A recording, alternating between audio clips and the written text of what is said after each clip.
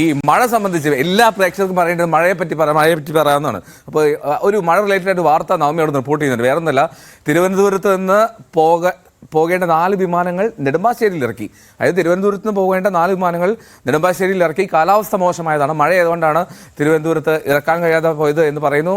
നവമി, ഈ തിരുവനന്തപുരത്ത് വലിയ മഴയുണ്ട്, അതുകൊണ്ടാണോ ഈ മഴ സാഹചര്യം കൊണ്ട് മാത്രമാണോ വിമാനം അവിടെ കൊച്ചിയിലേക്ക് നെടുമ്പാശ്ശേരിയിലേക്ക് വഴിതിരിച്ചു വിട്ടത്?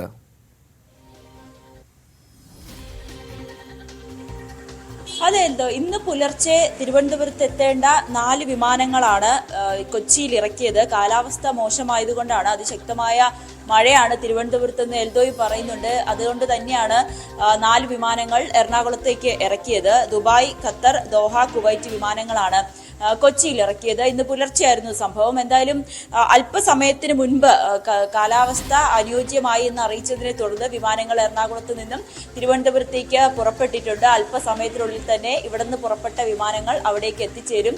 എന്തായാലും വലിയ കാലാവസ്ഥ ഒരു പ്രതികൂലമായ സാഹചര്യമായതുകൊണ്ടാണ് തിരുവനന്തപുരത്ത് ഇറക്കേണ്ട വിമാനങ്ങൾ കൊച്ചിയിലേക്ക് ഇറക്കിയത്. മഴ ഇവിടെയും ഇങ്ങനെ മാറി മാറി നിൽക്കുന്നു എന്നല്ലാതെ തെളിഞ്ഞ ഒരു ആകാശമില്ല. ഇന്നലെ രാവിലെയൊക്കെ നല്ല വെയിലുണ്ടായിരുന്നു, പക്ഷേ ഉച്ചയ്ക്ക് ശേഷം നല്ല മഴയായിരുന്നു. രാത്രിയൊക്കെ ഉടനീളം വലിയ മഴയുണ്ടായിരുന്നു. ഇന്ന് പുലർച്ചെ മഴ കുറഞ്ഞുവെങ്കിലും ഇപ്പോഴും നല്ല മഴ വരുന്നുണ്ട്.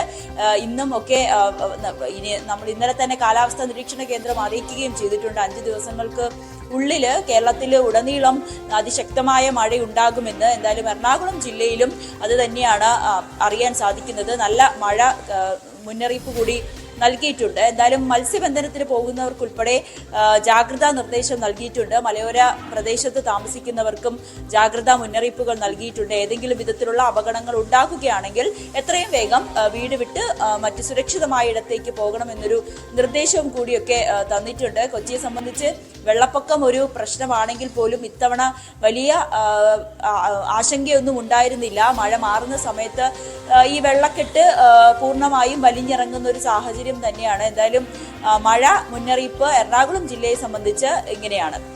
ഓക്കെ നവമി, ഞാൻ നവമിയിലേക്ക് മറ്റ് വാർത്തയിലേക്ക് എത്താം. അതിനു മുമ്പ് ഈ മഴ റിലേറ്റഡ് ആയിട്ടുള്ള മറ്റൊരു റിപ്പോർട്ടിലേക്ക് കൂടി പോകാൻ വേണ്ടിയിട്ടാണ്. അടുത്ത 5 ദിവസത്തോടു കൂടി